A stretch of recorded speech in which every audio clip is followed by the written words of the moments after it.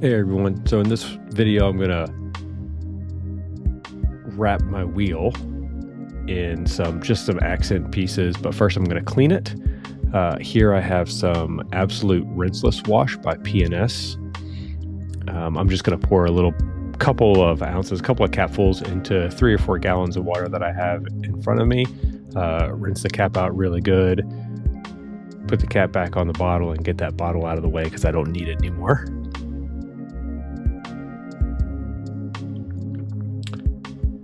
Next, I'm going to take the microfiber mitt that I have and I'm just going to stir that mixture up really, really good inside the bucket.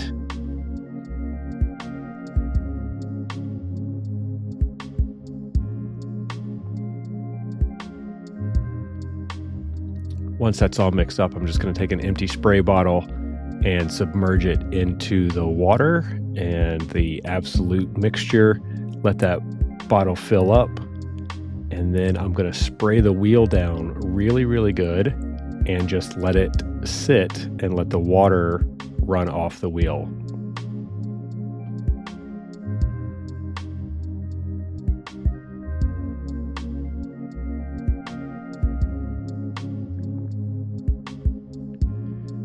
Got to make sure to cover everything as good as you possibly can. You can see I'm spraying the fender and everything too. I just want to make sure that every single bit of dirt that's on the surface is going to,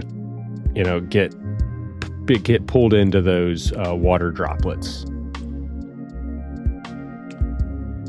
Next, I'm going to use Brake Buster, also by P&S, and I'm going to spray the wheel and the tire really good and just let it sit.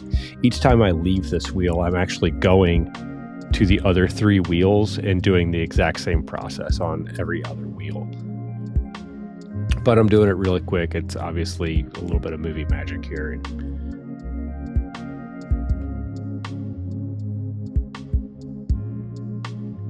So you can see the suds just kind of, falling to the ground there. And it's just taken, a bunch of dirt and stuff with it. You can see there, I'm just washing the rest of the car. It really needed it. I'm in my garage doing this. So a rinseless wash is actually really, really good. Because you don't have to spray water everywhere. You can just wash the vehicle and then just immediately dry it afterwards. So to rinse this, I didn't have any kind of pressurized sprayer or anything like that.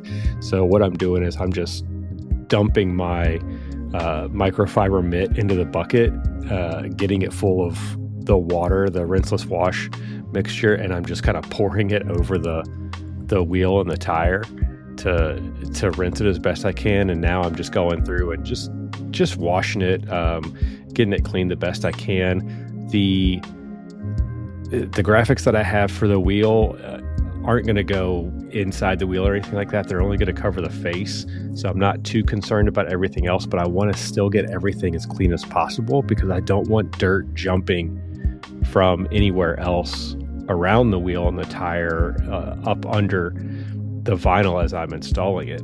At this point, then I take just a wheel and tire brush. The bristles on this are actually safe enough for the wheel, so it's not going to scratch them or damage them or anything like that.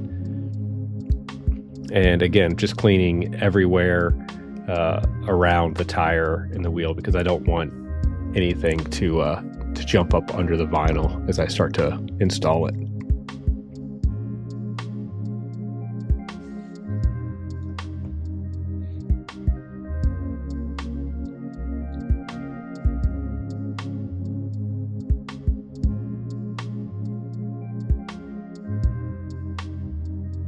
So once that's done, I'm going to go to the other 3 tires and do the exact same thing. I believe this gets sped up here in a little bit, and then you could just kind of see all the suds and everything just run off the wheel and the tire there. And then eventually I'll come back with that microfiber again to rinse it.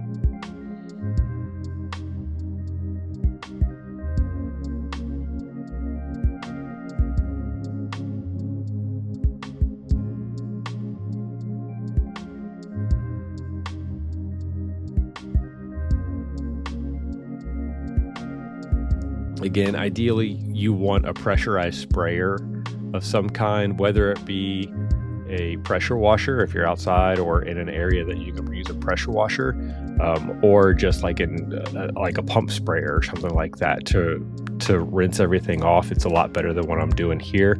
Unfortunately, I'm using what I have.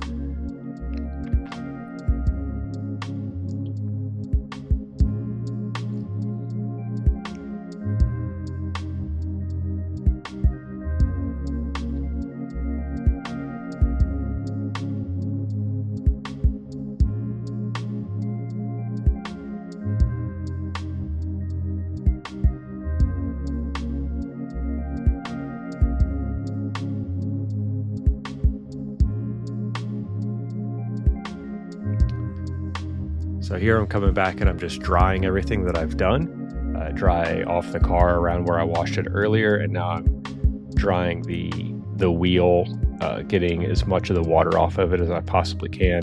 Again, because I'm just doing the face of the wheel with some spot graphics, I'm not incredibly worried about getting inside every little spoke.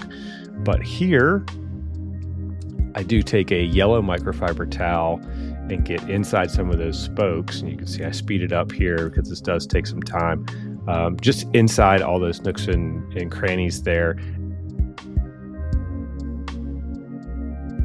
Then I go back with some 70% isopropyl alcohol as a degreaser, clean the face of the wheel.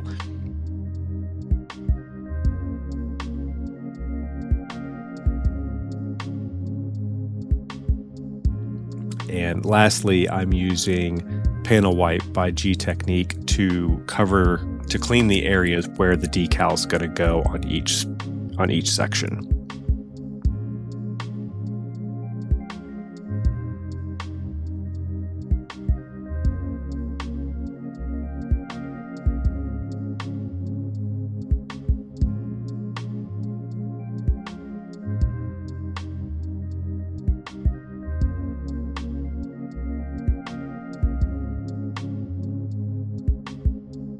So once the wheel is clean, you can see the area around everything is still a little wet, but that's all right because the actual wheel itself is dry. These little graphics I designed by taking a photo of the wheel and then scaling everything up inside of Adobe Illustrator, drawing a shape, and then did a couple of little test cuts first to see if it would work. And once I got a shape that I liked, I just repeated it a bunch of different times to get as many of them that I need. I speed this up because the first one kind of took me a minute to figure out exactly where I needed to put the decal. Again, I don't have any transfer tape or anything like that on there. I'm just kind of just going with it and making sure it goes exactly where I want it. Use a little bit of heat and manipulate the vinyl wherever I can. But as I go, I get a lot faster at it. I figure out where the corner of the vinyl needs to sit, how I need to, rub my finger across the vinyl and everything like that. It actually becomes very, very simple. Once I got the hang of it, the installation of all, I believe it's 6 pieces of vinyl on all 4 wheels took me, 30, 45 minutes or less. You include the washing, and I was probably done in maybe an hour and a half tops for prep and installation.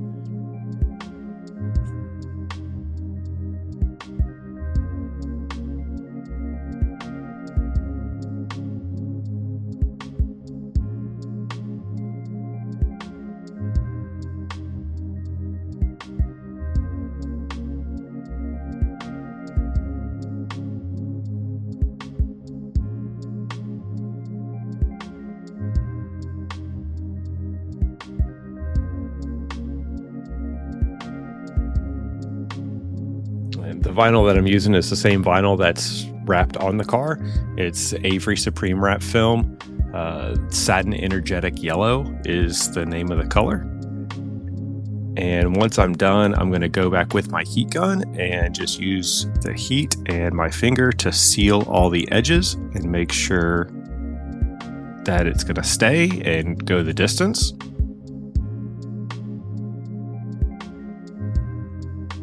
And then here's oh, that's right. I actually do put some tire shine on. I forgot. Another P&S product. Spray it onto a no soak sponge here.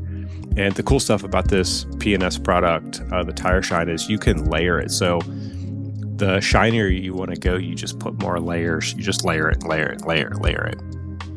The cool thing is about it with the no soak sponge, once you let it sit for a while, it does a really good job of kind of bonding to the surface of the rubber. And once you start driving, it doesn't like have that fling effect. As long as you go back, if you see me here, I'm dabbing the tire, and what that's doing is I'm picking up excess product out of the grooves of the tire. So I'm just kind of spreading it around. And because it's the rest of the tire and the surrounding areas are still a little wet, it doesn't have the effect that you think it would, but once everything else is dry and you put that on, it really does look amazing.